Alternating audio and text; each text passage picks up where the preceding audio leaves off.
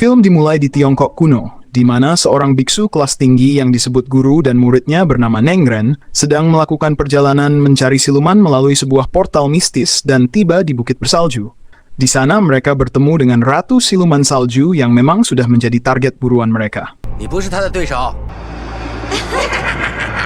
Meskipun Ratu Salju berparas cantik, tapi ia sangat membenci manusia, karena manusia suka pipis dan sembarangan saat di hutan. Nengren kemudian mencoba melawan Ratu Salju, tetapi belum sempat mendekati Ratu Salju, ia malah membeku. Sang ratu lalu mencoba melawan guru dengan seluruh kekuatannya yang mengakibatkan salju di bawah mereka hancur.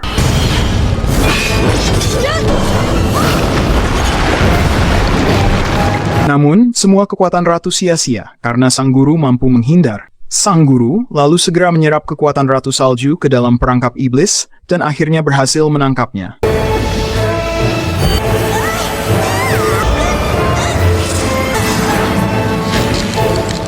Setelah berhasil menangkap siluman salju, keduanya lalu pulang ke tempat asalnya yang berada di kuil Jingsan, di mana di sana mereka membawa Ratu Salju ke kuil penjara para iblis yang disebut sebagai Menara Pagoda Pastiles dan memasukkannya ke dalam cermin batu yang dikhususkan untuk mengurung siluman hasil tangkapan mereka.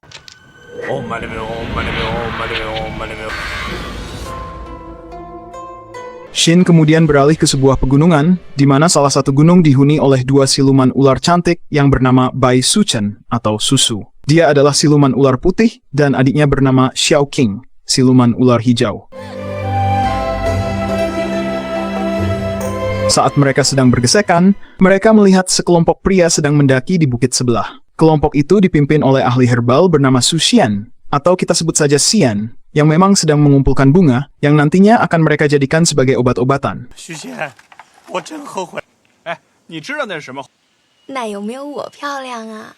Dikarenakan Xiao Qing jarang melihat seorang pria, ia pun jaim dengan mengisengi Xian sampai membuatnya jatuh ke sungai. Dan Bai Suchen, yang melihat pria itu tidak bisa berenang, merasa kasihan, lalu kemudian mengubah bentuk tubuhnya menjadi manusia dan segera melompat ke sungai untuk menyelamatkan Xian.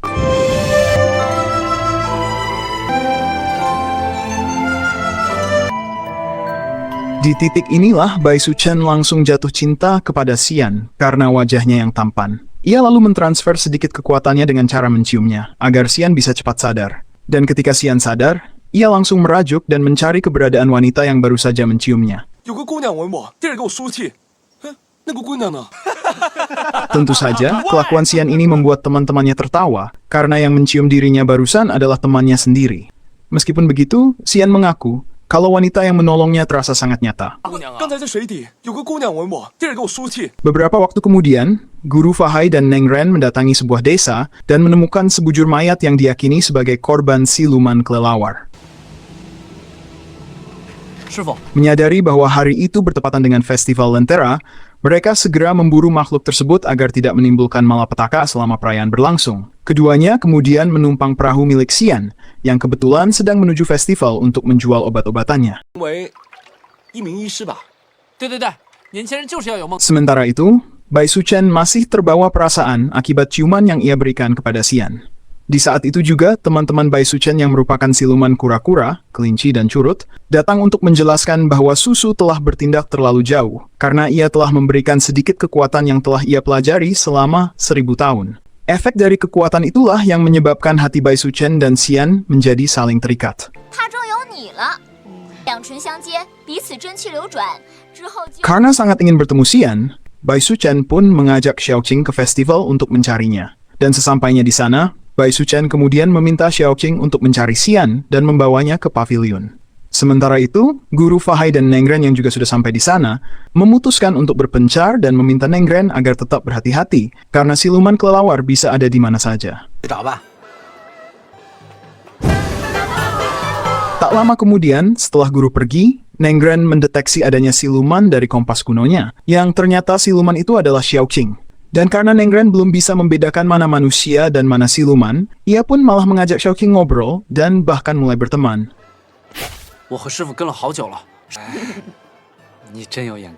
Setelah itu, Xiao Qing pergi ke tepi sungai untuk mendekati Xian yang baru saja menjual obat. Dan tanpa basa-basi, Xiao Qing pun langsung memberitahu Xian kalau kakaknya ingin bertemu Xian. Namun Xian tak menghiraukannya karena merasa kalau ia tak mengenal Xiao Qing. Melihat Susan hendak pergi, Xiaoqing pun menyabotase perahunya dan membawanya ke pavilion tempat Bai Suchen berada.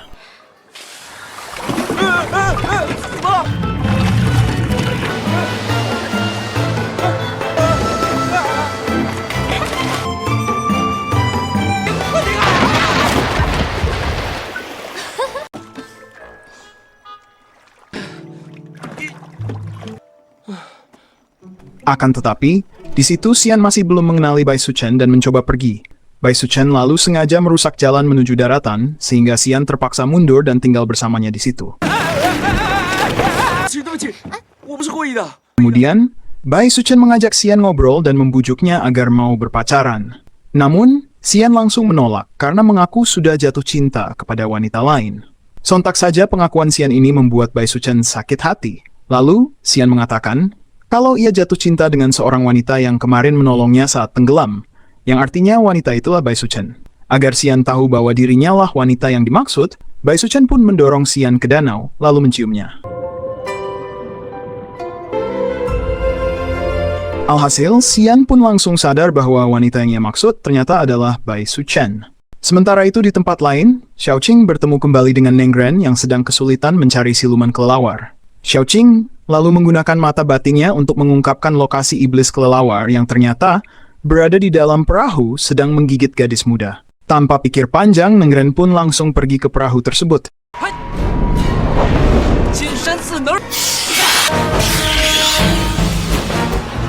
Dan benar saja, para pelayan di perahu itu langsung berubah menjadi siluman kelelawar. Dengan berbekal tutup kaleng kongguan, Nengren akhirnya berhasil menyingkirkan para pelayan siluman kelelawar.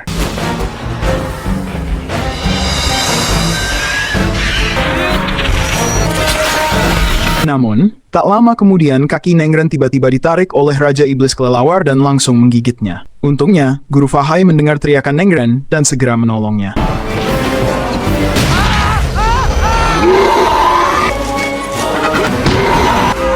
Setelah berhasil melepaskan Nengren, sang guru menangkap ekor Raja Kelelawar yang mengakibatkan ia dibawa terbang ke sebuah lereng gunung. Karena Raja Iblis Kelelawar terlalu ganas, sang guru pun terpaksa membunuh si kelelawar dengan petirah.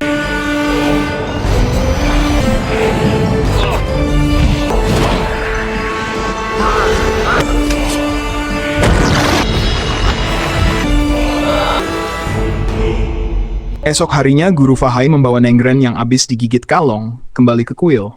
Guru Fahai lalu memberitahu para muridnya kalau kemungkinan besar Nengren tak bisa diselamatkan karena racun Raja Kelelawar sudah menyebar ke seluruh tubuhnya.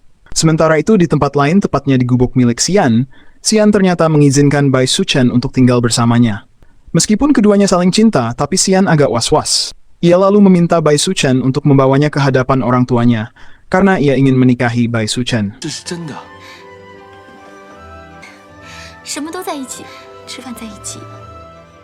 Sore harinya, ketika anak-anak akan membangunkan Koko Nengren untuk minum obat, mereka terkejut saat melihat wajah Nengren sudah berubah menjadi kalong, yang artinya Nengren secara resmi sudah menjadi siluman kelelawar.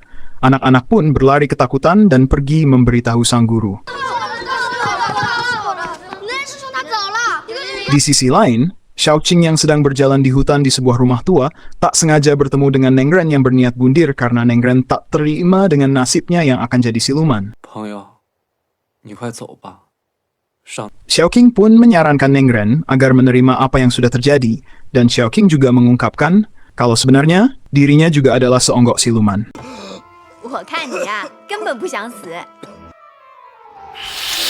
Xiaoqing kemudian memberi pelatihan kepada Nengren cara beradaptasi menjadi iblis. Dalam prosesnya, keduanya menjadi lebih dekat dan mulai timbul rasa suka.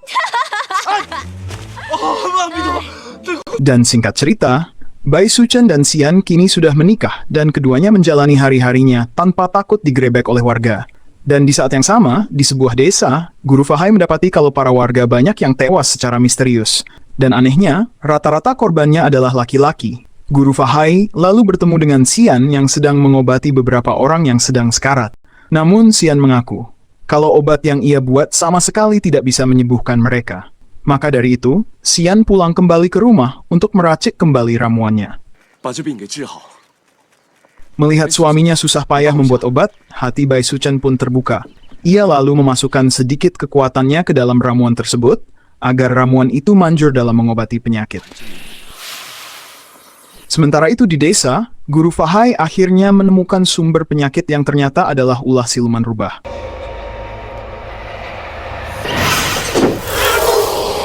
Dan karena aksi mereka kepergok, para siluman rubah itu pun lari ke hutan bambu dan bersembunyi di dalam pohon. Guru Fahai lalu mulai membacakan sebuah mantra, dan dalam prosesnya para siluman itu mencoba membuat Guru Fahai sakne.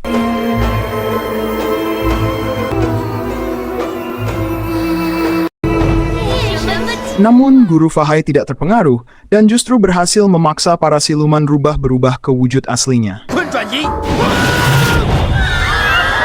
Setelah itu, Guru Fahai menggunakan perangkap roh untuk mengurung semua siluman rubah tersebut.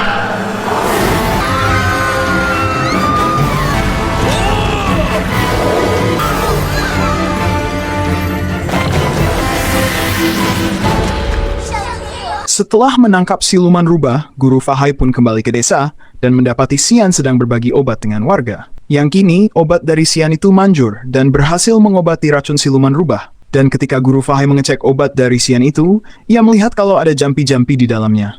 Lantas Guru Fahai pun bertanya kepada Xian tentang obat itu, dan Xian pun menjawab kalau obat ini dibuat olehnya bersama sang istri. Mendengar itu, Guru Fahai pun curiga kalau istri Xian pasti seorang siluman. Ia lalu memberikan belati rohnya pada Xian dengan tujuan agar Xian terlindungi dari serangan siluman. Beberapa waktu kemudian, Guru Fahai tak sengaja melihat Bai Suchen yang berniat datang pada Xian, suaminya. Dan Guru Fahai pun mengikuti Bai Suchen sampai ke gang sempit. Di sana, Guru Fahai dan Bai Suchen pun langsung bertarung.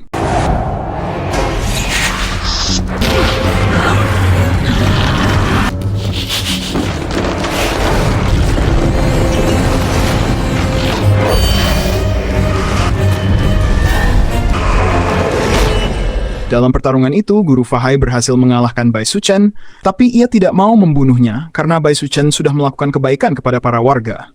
Meskipun begitu, Guru Fahai memperingatkan bahwa hubungan Bai Suchen dan Xian akan menyebabkan bencana di dunia manusia dan bahkan bisa mengancam nyawa Xian.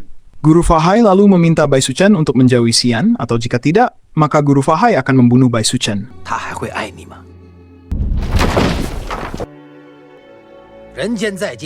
Di malam harinya, Xian pulang ke rumah sambil membawakan oleh-oleh berupa arak anggur belerang dari para warga. Dan ketika Bai Suchen meminum arak itu, ia langsung mules. Yang ternyata, arak anggur itu bisa membuat dirinya berubah menjadi kebentuk aslinya.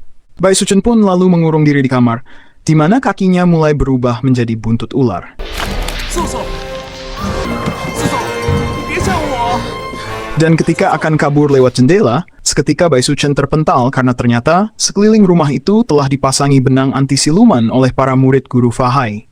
Hingga tak lama kemudian, Guru Fahai pun datang yang berniat akan menangkapnya, sehingga Bai Suchen pun terpaksa berubah menjadi ular putih.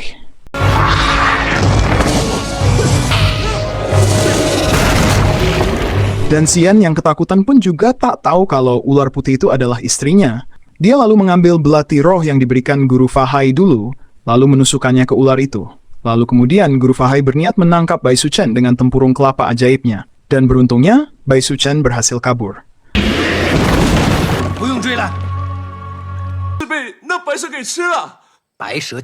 Di sini, Guru Fahai langsung mengungkapkan fakta yang sebenarnya pada Xian.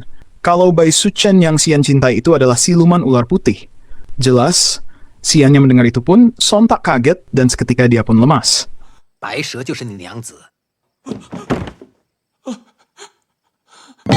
Sementara itu, Bai Suchen yang terluka parah akibat belati roh, kini terbaring lemah di pangkuan Chowking. Ia pun mengakui kalau semua ini salahnya.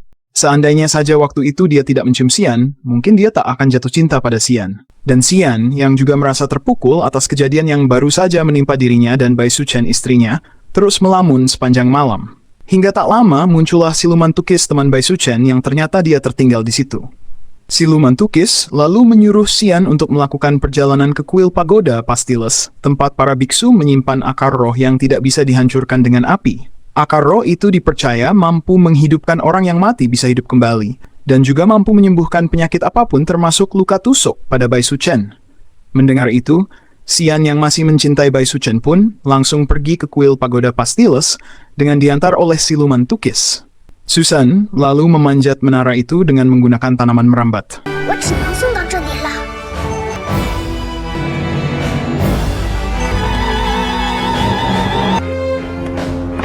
Dan sesampainya dia di dalam menara itu, Xian akhirnya menemukan akar roh. Namun, saat ia hendak mengambilnya, akar itu malah mengeluarkan Kage Bunchinon Jutsunya.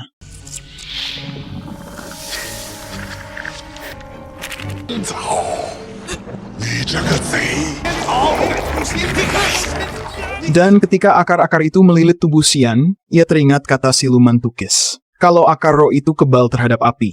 Maka dari itu, Xian langsung membakar akar-akar itu sampai akhirnya menyisakan satu ekor akar yang asli.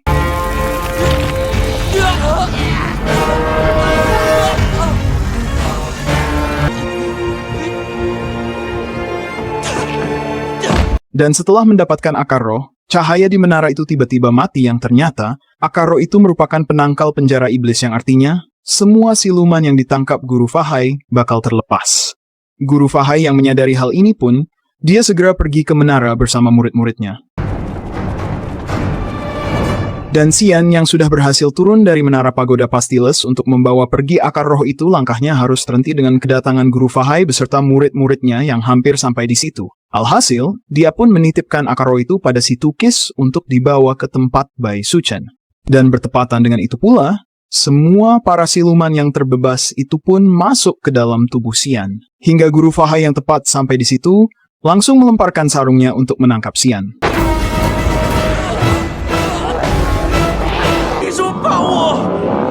Sementara si Tukis, akhirnya dia tiba di tempat Bai Suchen, lalu memberikan akar roh itu pada Bai Suchen, serta memberitahu kalau saat ini, Xian ditangkap oleh Guru Fahai karena mengambil akar roh ini.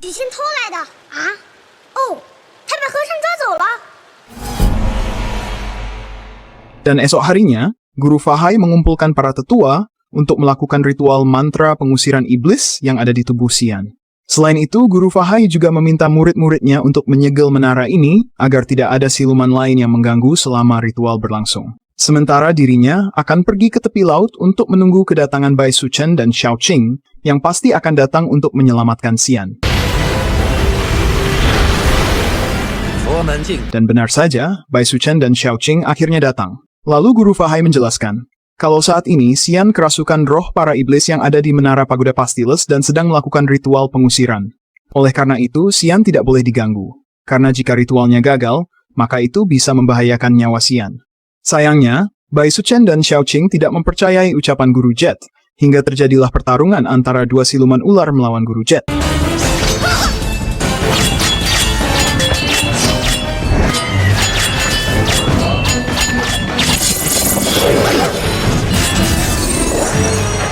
Dalam pertarungan itu, Guru Fahai dengan mudah menangkis semua serangan Bai Suchen dan Xiao Qing. Dan karena kalah skill, Bai Suchen dan Xiao Qing pun menggunakan seluruh kekuatannya untuk menciptakan mega tsunami.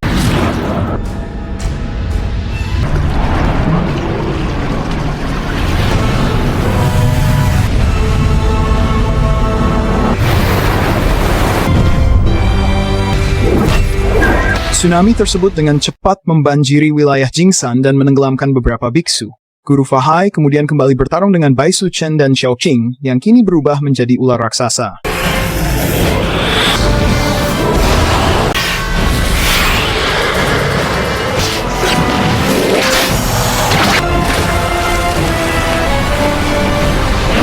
Setelah semua kuil terendam banjir, Bai Suchen mencoba membobol pintu kuil dengan cara disundul-sundul. Namun, usahanya itu sia-sia karena semua pintu masuk sudah disegel. Untungnya, di saat itu juga, siluman Tukis datang dengan membawa pasukan Tukis untuk menghilangkan konsentrasi para biksu. Sehingga para biksu tersebut membatalkan ritualnya dan mulai inggek ke permukaan.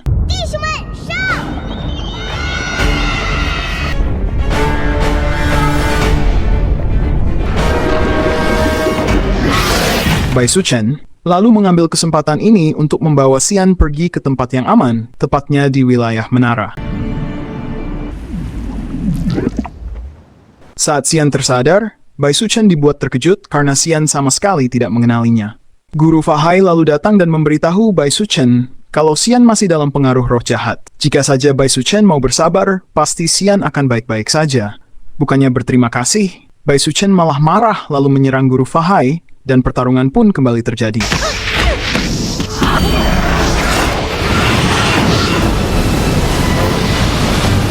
Dalam pertarungan itu, Bai Suchen mencoba melilit Guru Fahai dengan ular kadut. Tetapi Guru Fahai sangatlah kuat dan berhasil terlepas dari lilitan.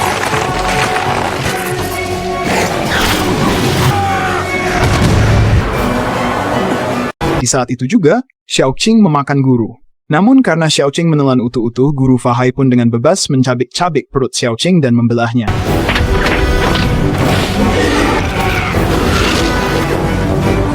Meskipun berhasil melukai Xiaoqing, tapi Guru Fahai justru mengalami luka parah. Di titik inilah, Guru Fahai melihat murid-muridnya mulai tenggelam. Guru Fahai lalu merenung mengapa bencana dan masalah selalu saja menimpanya.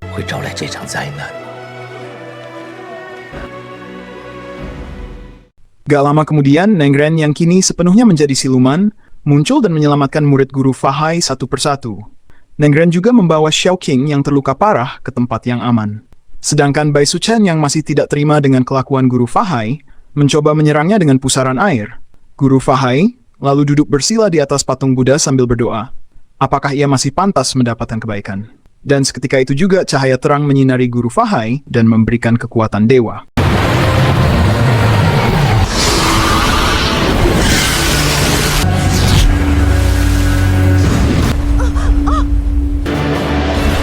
Guru Fahai lalu menggunakan kekuatan itu untuk melawan segala serangan Bai Suchen. Bahkan, Guru mampu mengendalikan ilusi dan berhasil mengurung Bai Suchen di dalam menara.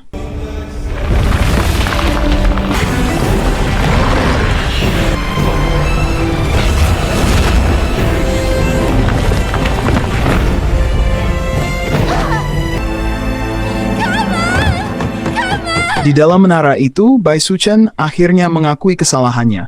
Ia meminta tobat kepada Sang Buddha agar bisa bertemu kembali dengan Xian untuk terakhir kalinya. Dan tobat dari Bai Suchen akhirnya dikabulkan. Kemudian Guru Fahai mengangkat menara sehingga Bai Suchen bisa bertemu kembali dengan Xian.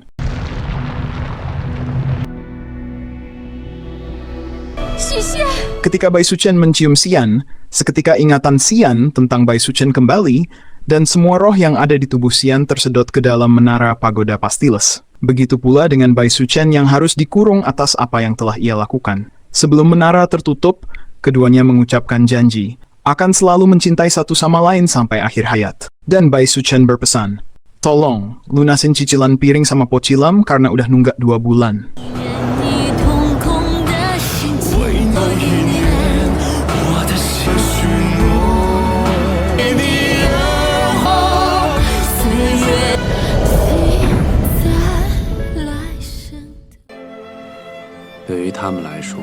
Sementara itu, Xiaoqing memilih meninggalkan Nengren karena sudah nggak tampan lagi kayak dulu. Dan film pun tamat.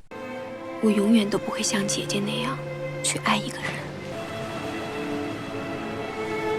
而你也永远学不会做一只妖。